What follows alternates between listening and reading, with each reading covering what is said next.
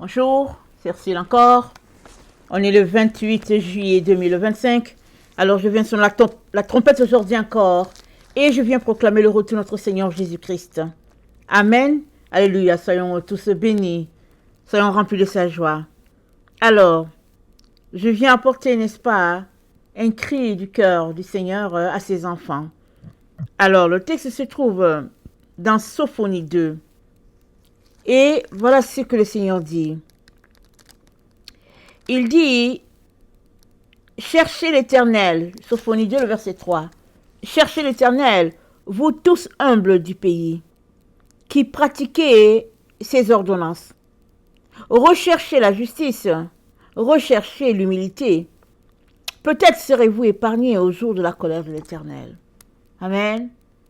Alors, on est dans ce temps-là, n'est-ce pas, où nous attendons le retour de notre Seigneur Jésus, mais aussi un temps où Dieu, n'est-ce pas, est très actif à rassembler ses enfants. Et aujourd'hui encore, il vient nous demander, n'est-ce pas, de rechercher l'Éternel. Alors, si tu fais partie de ceux-là qui le connaissent, n'est-ce pas, c'est-à-dire, tu l'as rencontré, tu as fait de lui ton Seigneur et ton Sauveur, il te dit encore de le rechercher, parce qu'il s'est dit, vous, n'est-ce pas, qui pratiquez ces ordonnances, recherchez la justice, recherchez l'humilité. Alors on pourrait s'arrêter pour dire, mais qu'est-ce qu'il y a encore à rechercher? Puisque je l'ai trouvé, j'ai fait de Jésus mon Seigneur, Dieu est mon Père, et puis je fais ce que je peux, n'est-ce pas, pour marcher devant lui, et qu'est-ce qu'il y a encore à rechercher? On pourrait dire ça. Mais, dans notre relation avec Dieu, ce n'est pas une relation, n'est-ce pas, stationnaire, où on n'évolue pas. La relation avec Dieu est telle que elle est remplie, n'est-ce pas, de bienfaits. Alors, si aujourd'hui ta coupe, n'est-ce pas, a débordé, demain le Seigneur aimerait que ta coupe déborde plus que celle d'hier. Parce que notre Dieu nous donne la vie en abondance. Alors, si tu le connais, il te dit, toi qui le connais, de le rechercher encore. De rechercher sa justice, de rechercher l'humilité. Et nous savons, n'est-ce pas, que Dieu résiste aux orgueilleux, mais il fait grâce aux humbles. L'humilité, n'est-ce pas, est un attribut du Père. C'est un caractère du Père, n'est-ce pas? Et il aimerait que ses enfants aient ça. Parce que tout ce qui est contraire à l'humilité, c'est-à-dire tout ce qui est orgueil, oppose Dieu. Ça met une barrière entre Dieu et toi, empêchant que les grâces de Dieu, n'est-ce pas, viennent jusqu'à toi. L'orgueil, c'est comme quelque chose qui vient te voler ce que Dieu a pour toi, parce que tant que l'orgueil est là, l'orgueil se dresse comme une barrière. Et Dieu te dit, recherche l'humilité. Et peut-être, c'est dit, serez-vous épargnés au jour de la colère de l'Éternel. Et la colère de l'Éternel, n'est-ce pas, ce n'est pas pour ses enfants. Dans 1 Thessaloniciens 5, on va le lire, le texte. Dans 1 Thessaloniciens 5, au verset 5, pardon, 1 Thessaloniciens 5, excusez-moi,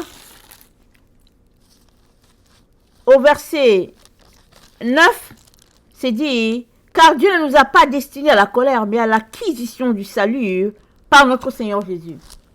Voilà pourquoi il nous dit de rechercher l'humilité. Parce que c'est dit que la colère de Dieu risque, n'est-ce pas, se manifester.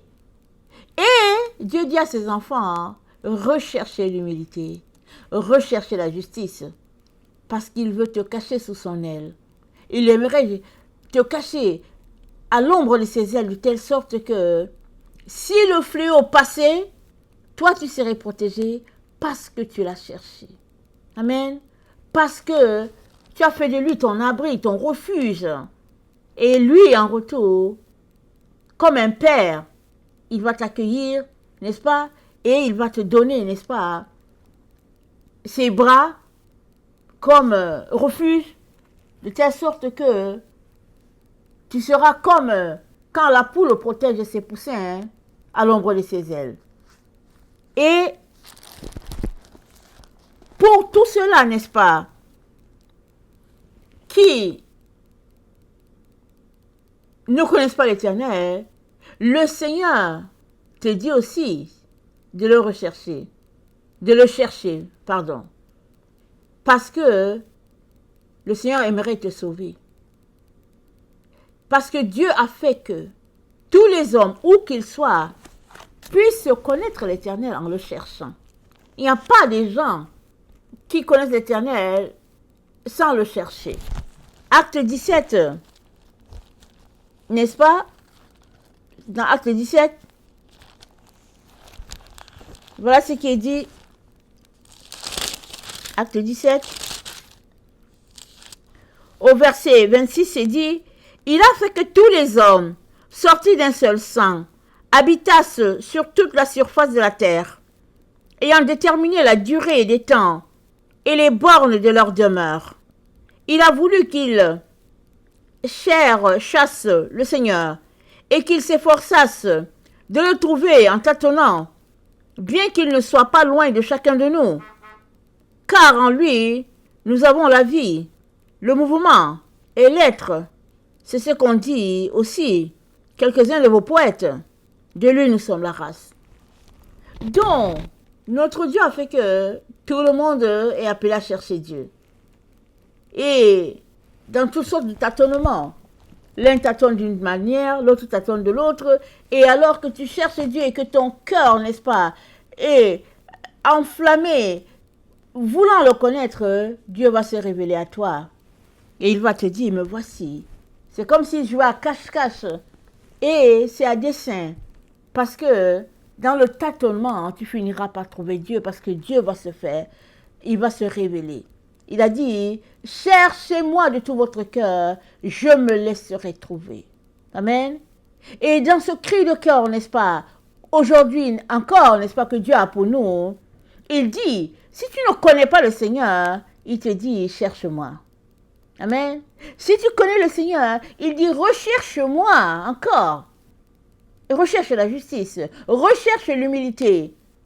Parce que, empruntant, n'est-ce pas, ces deux sentiers, tu finiras, n'est-ce pas, par découvrir les merveilles de Dieu et les bénédictions de l'Éternel. N'est-ce pas? Reposeront, n'est-ce pas, sur toi. Et notre texte se trouve dans Sophonie, n'est-ce pas?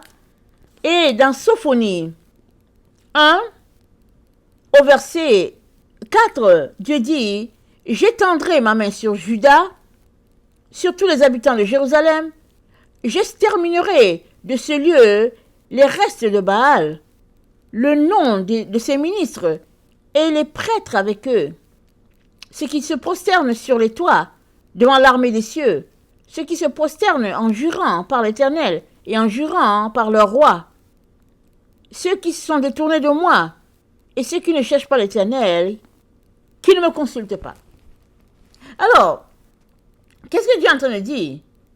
Il est en train de dire, cherchez-moi et tu seras protégé. Mais si tu ne me cherches pas, n'est-ce pas, il n'y a pas de garantie. Parce qu'on est dans le temps où Dieu dit, je vais exterminer Baal. Mais qui est Baal? Baal, c'est les faux dieux. N'est-ce pas, c'est les divinités païennes. C'est toutes sortes de pratiques qui vont à l'encontre de Dieu. Pardon, on ne peut pas tous les nommer. Il y a plein de pratiques sur la terre, plein. Et Dieu dit que vient un temps où il va tout nettoyer, afin de rendre sa terre nickel et propre. Et on est dans ce temps-là. Ce temps annoncé par les prophètes, ce temps, n'est-ce pas, attendu. On est dans ce temps-là. Et Dieu, n'est-ce pas, avant d'exterminer, avant d'amener la prophétie à exécution, Dieu dit, cherchez-moi encore. Ne dis pas que tu ne l'as pas trouvé. Ou bien ne cours pas après autre chose, dépensant ton énergie ailleurs. Il dit, concentre ton énergie à me chercher. Je veux me laisser trouver. Parce que je suis en train de faire quelque chose de nouveau sur la terre. Je veux tout simplement détruire tout ce qui va à l'encontre de Dieu. Je veux mettre la pureté, la sainteté, et j'aimerais que tu fasses partie, n'est-ce pas, de ceux-là qui vont bénéficier de mon nettoyage. C'est ce que Dieu est en train de dire. Alors, excusez-moi. Dans Sophonie 1, le verset 17, c'est dit, je mettrai les hommes dans la détresse. Et ils marcheront comme les aveugles. Au verset 18, il dit, ni leur argent, ni leur or ne pourront les délivrer. Voilà les temps dans lesquels on est. Ça dit,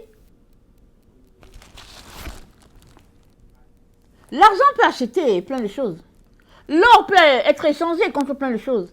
Mais Dieu, on ne peut pas l'acheter. Dieu, on ne peut pas l'acheter avec l'or. On ne peut pas l'acheter avec l'argent.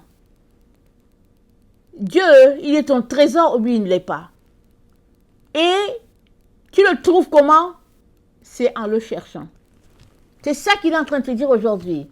Que si tu as tellement d'argent, tu as tellement d'or, tu as tous les objets précieux de la terre, et que tu peux tout acheter, Dieu, on ne peut pas l'acheter. C'est pas possible. La seule manière pour toi d'avoir Dieu, n'est-ce pas, c'est de le trouver et d'être en relation avec lui. Et la relation que tu as avec Dieu vaut plus que tout l'or rassemblé de la terre. Il y a des choses, n'est-ce pas, qui n'ont pas de prix. Et Dieu fait partie. Donc, il vient te dire de tourner ton regard, ton cœur vers ce qui est important, ce qui est essentiel. Et ce n'est pas les diplômes, ce n'est pas l'or, ce n'est pas la gloire de ce monde. C'est Dieu. Dans Sophonie 2, au verset 11, c'est dit, « L'Éternel sera terrible contre eux, car il anéantira tous les dieux de la terre, et chacun se prosternera devant lui dans son pays, dans toutes les îles des nations. » Quand est-ce qu'il va le faire? On ne sait pas, n'est-ce pas? Parce que Dieu a dit, je viendrai comme un voleur. Si on savait quand est-ce que Dieu viendrait, je vous dis, tout le monde serait en règle avec Dieu. Tout le monde, il n'y aurait personne qui ne le serait pas. Mais puisqu'on ne sait pas quand est-ce qu'il vient, alors Dieu dit, cherchez-moi. De telle sorte que ceux-là qui l'auront cherché, n'est-ce pas, ne seront pas surpris s'ils venaient, peu importe l'heure. De telle sorte qu'il n'y aura pas, n'est-ce pas, des personnes à double cœur dans ceux-là qui disent qu'ils cherchent Dieu. Et comme il ne veut pas nous cacher les choses, il nous dit, voilà ce que je vais faire. Quand je viens, n'est-ce pas, c'est pour détruire tous les autres dieux. Parce que Dieu dit, il vient régner avec ses enfants. Il vient vivre au milieu de ses enfants.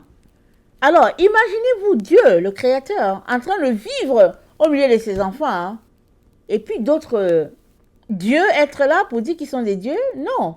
Il n'y a pas d'autres dieux, on le sait. Ce n'est que de l'idolâtrie. Alors Dieu dit, avant que je vienne m'installer là, je vais tout purifier, tout nettoyer, de telle sorte que tout est nickel et propre. Et il nous dit, n'est-ce pas, de sortir de toute pratique, n'est-ce pas, abominable. De tout ce qui offense Dieu, il nous demande de sortir de là. Et c'est aussi avec raison. Parce que, quand on invite nos amis, est-ce qu'on laisse la maison sale? Non.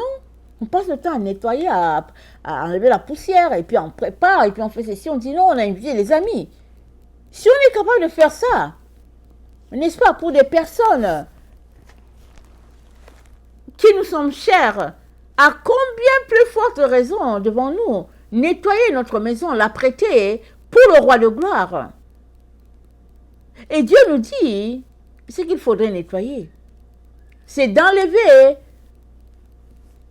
toute toutes les idolâtries, les divinités, toutes ces choses-là qui n'honorent pas Dieu et qui sont une abomination, il nous dit d'enlever ça. Parce que s'il trouvait ça, n'est-ce pas, alors ce serait tout simplement un affront, n'est-ce pas? Ce serait un affront, comme si Dieu a dit nettoyer et puis on n'a pas nettoyé. Voilà pourquoi c'est dit que les hommes seront dans la détresse. Ils ne sauront pas quoi faire. Déjà, il y a de la détresse là où on est. La détresse est déjà là. Quand bien même un trouble se passe dans un autre pays, sur un autre continent, les gens sont troublés. Alors, à combien plus forte raison, n'est-ce pas, cette détresse-là qui serait rattachée à la venue de notre Dieu sur notre terre. Amen. Et pourquoi Dieu fait ça? Il fait ça parce qu'il a dit dans la fin des temps, n'est-ce pas, il établira son règne sur la terre, un règne de paix, un règne millénaire, et le monde expérimentera un temps de paix sur la terre comme il ne l'a jamais connu. C'est ça que Dieu dit. Et on est dans ce temps-là où il est en train de faire le travail. On peut regarder avec nos yeux pour dire, mais on ne voit rien. On ne voit pas de changement. Est-ce que ça va changer? Mais ce n'est pas ça qu'il faudrait regarder pour croire que ça va changer. Il faudrait garder les yeux fixés sur le Seigneur Jésus, n'est-ce pas? Et entretenir sa relation d'intimité avec lui, dépendre de lui et nous attendre à lui. Parce que c'est lui seul et seul qui peut, n'est-ce pas, venir au secours de tous ceux-là qui le cherchent, de tous ceux-là qui font de lui, il leur refuse. Amen. Et dans Sophonie 3, au verset 9, c'est dit, alors je donnerai au peuple des lèvres pures, afin qu'ils invoquent tous le nom de l'Éternel, pour le servir d'un commun accord, d'au-delà des fleuves de l'Éthiopie. Mes adorateurs, mes dispersés, m'apporteront des offrandes. En ce jour-là, tu n'auras plus à rougir de toutes tes actions par lesquelles tu as péché contre moi. Car alors j'ôterai du milieu de toi ceux qui triomphaient avec arrogance, et tu ne t'enorgueilliras plus sur ma montagne sainte. Je laisserai au milieu de toi un peuple humble et petit, qui trouvera son refuge dans le nom de l'Éternel. Je laisserai un peuple petit et humble. Voilà. Dieu, n'est-ce pas, n'a pas besoin de tout cela qui se croient, n'est-ce pas, au-dessus de Dieu. Il laisse les humbles, les simples, pour repartir avec une base, n'est-ce pas, qui sera, n'est-ce pas, un support pour la génération à venir. Et Dieu nous parle aujourd'hui nous disant de nous retrouver, n'est-ce pas, sur le côté des humbles. Parce que l'humilité, n'est-ce pas, c'est l'endroit où Dieu est. Dieu résiste aux orgueilleux, il fait grâce aux humbles. Donc Dieu nous invite, n'est-ce pas, à la marche de l'humilité. Amen. À la marche, n'est-ce pas, de la petitesse. Qu'est-ce qu'il a dit? Il a dit, tous ceux-là qui seront comme les petits-enfants vont entrer dans le royaume de Dieu. Amen. Il dit, laissez venir à moi les petits-enfants, car le royaume des cieux est pour tous ceux-là qui leur ressemblent. Donc nous sommes appelés, n'est-ce pas, à retourner à nos cœurs d'enfants. Laissons de côté tout ce que nous pensons avoir comme bagage, comme argent, gloire et tout ça. Dieu nous demande, n'est-ce pas, de retourner tout simplement à être comme des enfants. Regardez les enfants comment ils sont d'une simplicité notoire. Ils sont vraiment naïfs, purs et vraiment remplis d'amour, n'est-ce pas? C'est ça que Dieu aimerait. Remplis de dépendance, remplis de foi. Tu dis quelque chose à un enfant, il croit et puis bon, il attend. Et Dieu aimerait ça, qu'on ait, n'est-ce pas, cet esprit candide là. Parce que effectivement, il est pour nous un père, nous sommes ses enfants. Mais si tu te mets à te comporter comme, n'est-ce pas, un adulte qui a quelque chose à dire à Dieu et puis à lui enseigner, alors tu risques de te retrouver du côté de ceux-là qui seront exclus. Pourquoi? Parce que la main de Dieu, n'est-ce pas, va plutôt s'appesantir sur eux. Au lieu que la main de Dieu les protège, la main de Dieu va s'appesantir. Et Dieu n'aimerait pas ça pour toi. Il n'aimerait pas que tu te retrouves du côté où la main de Dieu s'appesantit. Alors, il te dit, viens, mets-toi du côté où on recherche Dieu. Humilie-toi, n'est-ce pas? Et place-toi sous sa grâce. Et sa main de Père va te protéger, va faire de toi, n'est-ce pas, un dépendant de Dieu, quelqu'un qui s'attend à Dieu pour tout. Et ce n'est que comme ça que tu pourras triompher, n'est-ce pas, de tout ce qui se passe sur cette terre, dans ce temps où nous nous trouvons. Amen. Tout le monde est appelé à rechercher Dieu. Et ceux-là qui le connaissent, Dieu dit recherchez-moi. Et ceux-là qui ne le connaissent pas, Dieu dit cherchez-moi. Tout le monde est appelé à chercher Dieu. Et justement, je terminerai, n'est-ce pas, par ceux-là qui ne connaissent pas le Seigneur. Alors, le Seigneur t'intéresse à le chercher. Mais je viens déjà te dire que c'est en confessant la bouche, n'est-ce pas, qu'on parvient au salut. Alors, si tu aimerais trouver le Seigneur, alors je t'encourage, n'est-ce pas, à lui dire, Seigneur Jésus, viens dans ma vie. J'aimerais te connaître. J'aimerais avoir une relation avec toi. Fais-toi connaître. Viens, Seigneur, change-moi. Viens combler, Seigneur, le vide en moi. Et merci pour ton Saint-Esprit qui est là pour m'enseigner, pour me conduire, pour me diriger dans la vérité, dans ta lumière. Merci, Seigneur, pour tout ce que tu fais. Alors, si tu as fait une prière comme ça, n'est-ce pas, tu es enfant de Dieu.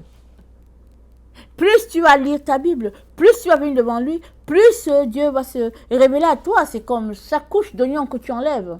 Tu découvres quelque chose de nouveau. C'est comme ça ta relation avec Dieu. Ce n'est pas un seul jour où Dieu te donne tout ce que tu dois savoir en un seul jour. Non, ce n'est pas possible. Tu ne pourras pas tout supporter. Petit à petit, il te donne ce dont tu as besoin, n'est-ce pas? Ta portion journalière pour fonctionner. Et demain encore, il te donnera ta portion pour fonctionner. C'est comme ça, jusqu'à ce que nous allions à lui. Amen. Alors, encourageons-nous. Cherchons l'Éternel. Recherchons-le si on le connaît déjà. Et continuons de le chercher, n'est-ce pas? Parce qu'on n'en aura jamais assez de dire, ok, je l'ai trouvé, ça me suffit. Non, non, non. On n'est jamais satisfait. On veut encore, on veut encore, on veut encore. Mais on a cette paix-là, n'est-ce pas, intérieure d'avoir trouvé Jésus. On ne veut pas quelqu'un d'autre. Mais quand on est avec lui, on veut encore, on veut encore, on veut encore. Amen. Parce qu'on ne se rassasie jamais de Dieu. Amen. C'est ça que Dieu a pour nous, n'est-ce pas? Alors, allons à lui, n'est-ce pas, avec cri de joie, chant d'allégresse, et attendons devant lui patiemment. Et que sa gloire, n'est-ce pas, se répande sur chacun d'entre nous. Amen et alléluia. Soyons tous bénis. Amen et amen.